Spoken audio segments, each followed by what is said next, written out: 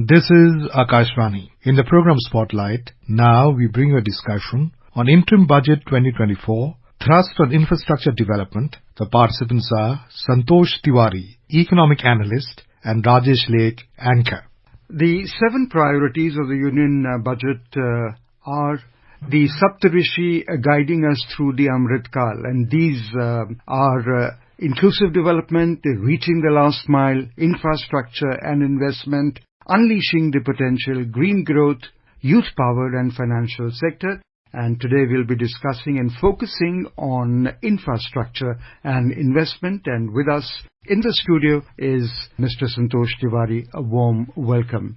Santosh, marching towards the vision of Viksit Bharat, the government has announced multiple policy reforms, in particular for the infrastructure sector, which has received an allocation of 11.11 lakh crore rupees, which represents 3.4% of the GDP, with major outlay for roads, which is 2.72 lakh crores, and for railways 2.52 lakh crores.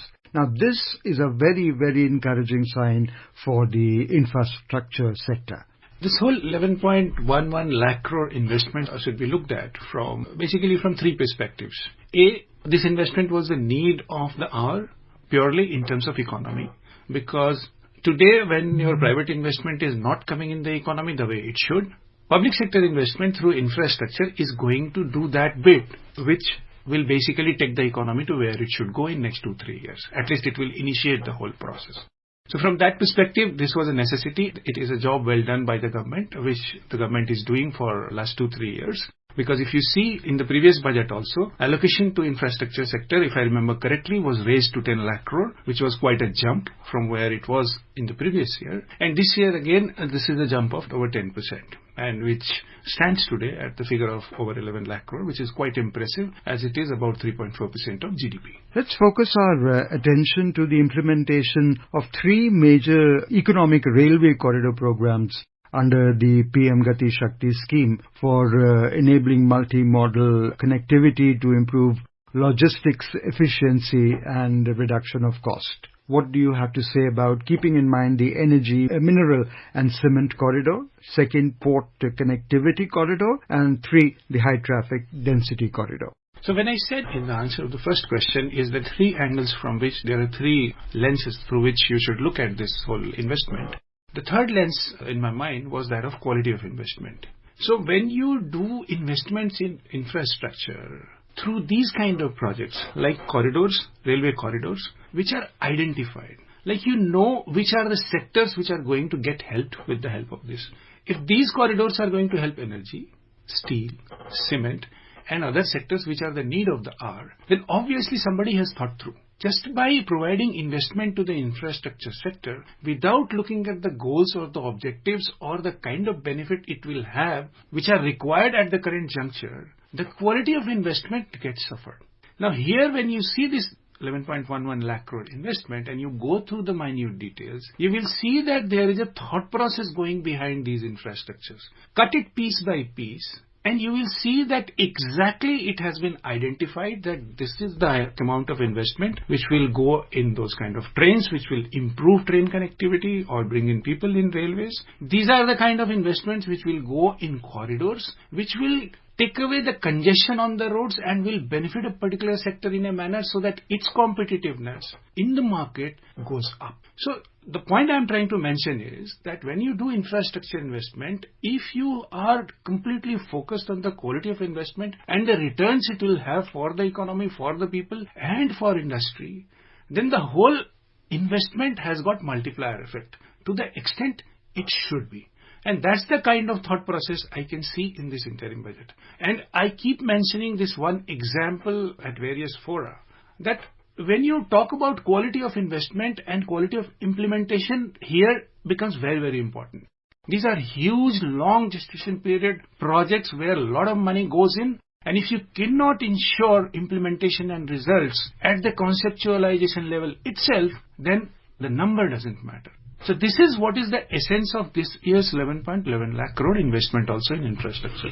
Santosh, you mentioned about quality. The quality of projects is very important. I would like you to elaborate a bit on this quality of projects that you're talking about. Is it from the planning perspective you're talking about? Is it from the macro perspective that you're talking about? Or is it for the far-reaching positive effects eventually it will have? Therefore, I'm not talking about the quality of material and all over here. I think you are talking pretty much what I am mentioning, but I would like you to elaborate that bit. When I look at quality of infrastructure project, then again I'll give you one example. And these perspectives, which you get from officials in the government, they're so helpful in, thinking about things in a different way. So I was talking to one Niti Aayog senior official. So he went to Prime Minister Narendra Modi. This was his first. He went to, as in his exuberance, he went to Prime Minister Modi and presented blueprint for coastal area development. This was a blueprint the way we used to see in Planning Commission and all those things. This was Niti Aayog official. So Prime Minister says that this is a great idea, but please go in next few months, you do your research and come up with a strategy which clearly tells me which sector, which investment, where I'll invest this much and this will be the return and this kind of growth will happen in that particular area. This sector will benefit this much. So do me a detailed planning. That detailed planning was done. But that was initial period of this government. Now, as far as my knowledge and information goes, this kind of meticulous planning goes in every sector, every project today in PMO.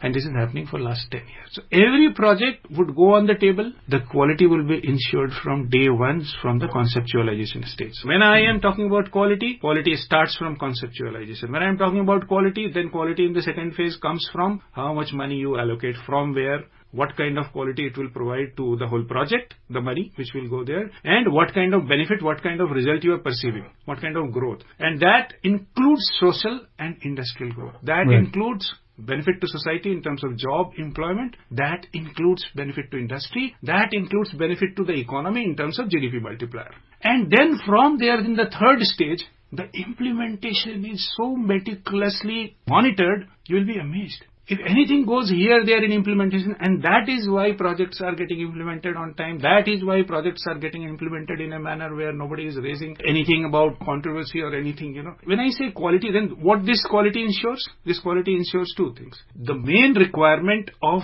industry or economy today in India is reduction in cost of doing business. There are two aspects which industry or the company or anybody who wants to invest, whether it is foreign investor or domestic investor, looks at in a particular state or in a country. One is your ease of doing business. That has different elements, which includes law, which includes route, and part of infrastructure also. But this cost of doing business has been a great hindrance in terms of Indian products being competitive at the global level.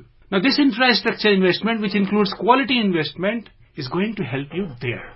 And that's why I say these investments are quality investments. India has invested lakhs of crores of rupees in infrastructure and all other sectors. But those investments, if you talk of quality, that quality has not reached the level where it should. Today, when in the interim budget, you are coming out with an allocation of 11.11 lakh crore and you are saying, identifying, look for next 1 year, these are the projects where we will invest. These are the benefits which will accrue to a particular sector, whether it is cement, etc. This is the way how we are going to do it. Forget about different ministries handling infrastructure projects. It's an integrated approach under PM Gati Shakti. That's the quality of investment. So what I deduce out of this is that when we have these infrastructure projects, the main crux is that these should benefit us at the economic level, should benefit us at the social level, should benefit us at the business level as well. And that is the reason why I think, Santosh, we have expansion of metro rail and Namo Bharat supported in large cities. We have